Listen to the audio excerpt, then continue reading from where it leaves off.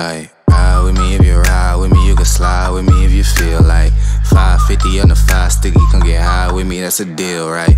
Ride with me if you ride with me, you can slide with me if you feel like Hey, this is Lefty with Bet here with Chipa, and this is our Super Bowl review. Yes, it's Wednesday. Yes, we're late, but who cares? So we had the 49ers against Kansas City. For some reason, San Francisco was the 2-point favorite all week. And then around like Thursday, Friday, Saturday, the Sharks came in and seen that Kansas City as a 2-point dog was too good to pass up. So then all the late bettors, which are probably the smart bettors, put a bunch of money at Kansas City to win money line, or they took the points. As we all know by now, Kansas City won the game. You can't leave someone like Mahomes time to win the game, right? Like, they kicked the field goal and Mahomes found his way in field goal position very fast, and then they flat out just got the touchdown and won the game. Chipa, what was your Super Bowl Sunday like? What did you do? What did you eat? Tell me about that day. So we went to a couple of friends' house. It was me and my son, Joseph. We went to a couple of friends' house, and so they had a whole spread. They had layout. They had sliders. They had burgers. There was this buffalo dip that was actually pretty amazing versus the traditional queso dip. And so that's what we did. We went over there. We hung out. The guy, it's a couple. And the male part of that couple, he's a Chiefs fan. He's an avid Chiefs fan. He's born and raised Kansas, and so it was interesting because as much as I didn't want like the 49ers to win, I still felt like it wasn't going to be a gimme for the Chiefs. And so I'm not necessarily a Chiefs fan. My kids tend to lean towards the Chiefs side simply because they were born here in Kansas. I have raised them to have some respect and loyalty for the Chicago Bears because that's where my loyalty lies. But yeah, so it was fun. We had a blast. The game was crazy. It was everything that you would want a Super Bowl to be, in the sense of it wasn't a blowaway. The refs, even though they kind of made some janky calls, it wasn't so bad that it was like, oh, the refs won the game for them or lost the game for whoever won. So it was pretty good. You said San Francisco was the favorite for a while there. That's what it looked like in the first half, but then after halftime, which both teams tend to be second half teams, after halftime happened, the Chiefs defense kicked it up, because really the Chiefs defense I wouldn't say they were taking a nap during the first half, but they were kind of like not there. They struggled quite a bit in the first half. In the second half, they kicked it up.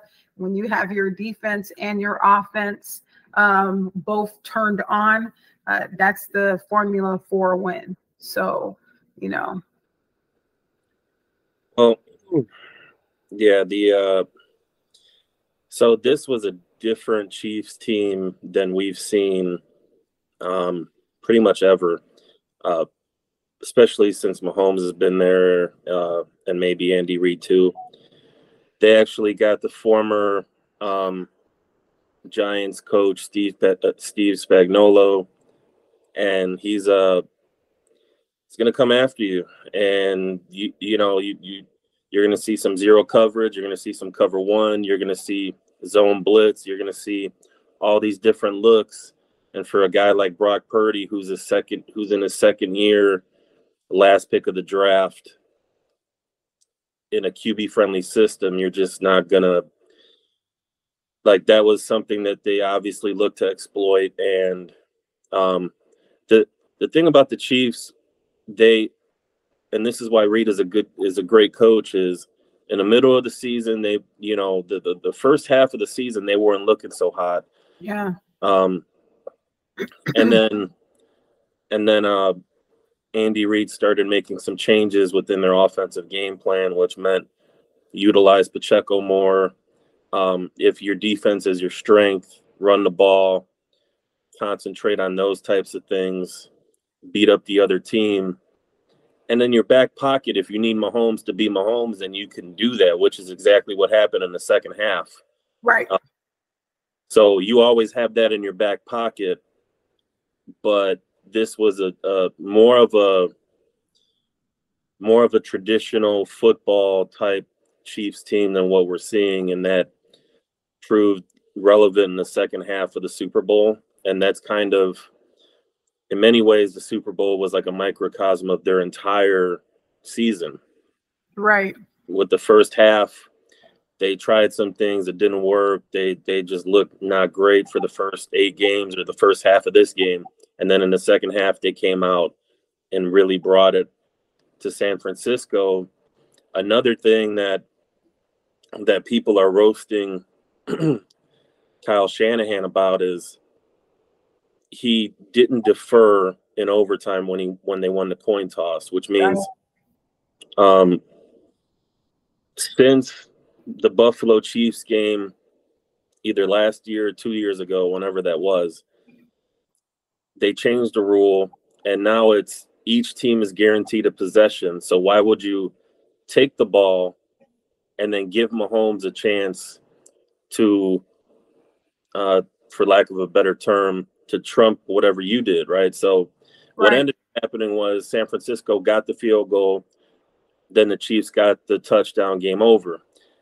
At least if you defer, you know what you need to do, right? So the Chiefs either kick a field goal, get a touchdown, and now you're no longer going for the field goal. You're in 4-down territory all the way down the field. And so you're not limited offensively to just getting points. You would forego the field goal. You try to use all 4 downs, and that gives you an advantage offensively. Now, the 49ers, there's been several reports that they didn't know the overtime rule, which blows my mind. But that is what came out of the game, is that they're in the post game and the aftermath. That's apparently what happened. So, right. I think one of the things that I heard, for those that were favoring the 49ers going into it, they were saying that the Chiefs would not have a decent running defense, a defense to defend against the 49ers run game. Well, they obviously showed up for that. It took them a while to show up for it, but they showed up for it. I think when it comes to the 49ers not deferring, one of the commentaries that was out there was that they basically didn't defer because they were already dealing with a well-rested Chiefs defense. At that point, the defense hadn't been on the field for a while. So Mahomes was hogging the ball, so to speak. Right. So, which was good for them, right? But, I think it was like one of them things where, dang, we're already dealing with they were struggling to get first downs in that last bit of the last half of the fourth quarter. They were struggling to get first downs. They were barely making it. The Chiefs defense was on fire. And so to defer at that point, I think maybe he got scared. It was not, it should have been a more technical call than that, but it felt like a panic move. Yeah. Shanahan has gotten the similar treatment to what Andy Reid got early in his career, where Reid lost, Reid's teams happened to lose a lot of big games when he was coaching in the NFC. And Shanahan, remember, he's the same offensive coordinator in Atlanta when Brady and the Patriots came back from 28-3. So that's something that he's got to shore up, and that's something that he really has to, like, they at some point, you know, you just can't keep doing that, right? To bring it full circle, I seen a graphic which I kind of knew the roots of that system, that offensive system that Shanahan's dad kind of helped create, and etc. But I did not know that those two, and by those two I mean Mike Shanahan, who's Kyle's dad, and Gary Kubiak, who Clint Kubiak is now under Kyle Shanahan, and he's a passing game coordinator, which you're going to see on a later video where I almost lose my composure talking about the Bears interviewing him and then letting him go to hire someone that didn't that was unemployed. Okay, let's not go there. But those two, the two dads, right? Clint Kubiak and Kyle Shanahan's, both of their dads learned under Bill Walsh, the same Bill Walsh from the late 80s, early 90s 49ers teams with Steve Young, Joe Montana, Jerry Rice. And we let their son, like, we let one of those guys who their dads, Bill Walsh is like one of the best coaches ever, if not the best. And someone who grew up in that system, the Bears just were like, nah. So I'm not going to handcuff this whole video by complaining about the Bears and their stupid ass decisions, but you're gonna see that later on another video, man. Oh, I can't wait. I can't wait to see it. But your boy won. Let's see. We tripled up on one bet. We had Kansas City as 3-point dogs. We bet the under at 54. And then we had 100+ yards by Christian McCaffrey. And the 100 yards, I mean, that cashed by third quarter. Yeah, for sure.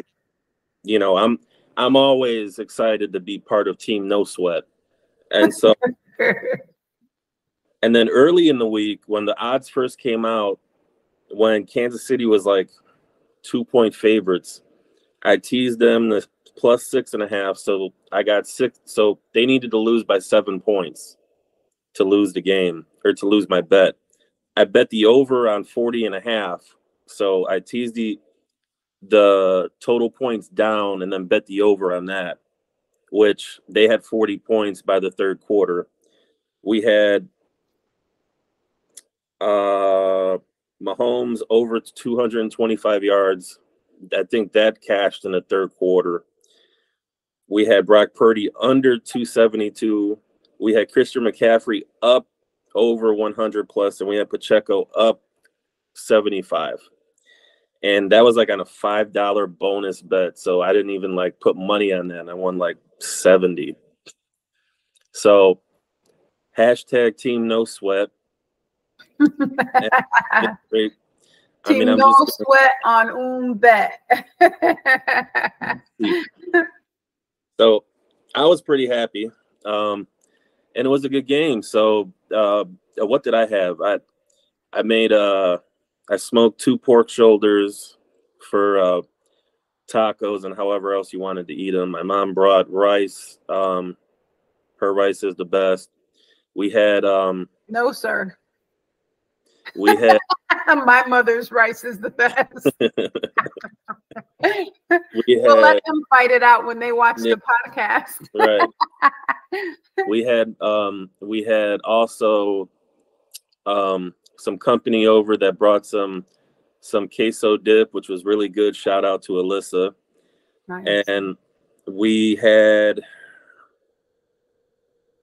I had 5 racks of ribs that I smoked. And then I forgot what else we had. We had chili dip too. We're still trying to work on those leftovers, by the way. But see, we had the food that we ate that at the fellowship, but when we came home, I had already smoked some turkey legs. So I did smoke turkey legs, and then Naomi, my daughter, she brought over some mac and cheese and some candied yams. And so that was our home food for after, the Super Bowl and whatnot. So, yeah. And then Naomi, she works on our posters. So shout out to Naomi. And she also has her group, which is a Tubi group that has like literally hundreds of thousands of group members or whatever you call it on Facebook. Yeah. Dedicated to Tubi. Yeah. So, best new movies in Tubi. That's the name of the group on Facebook. Yeah.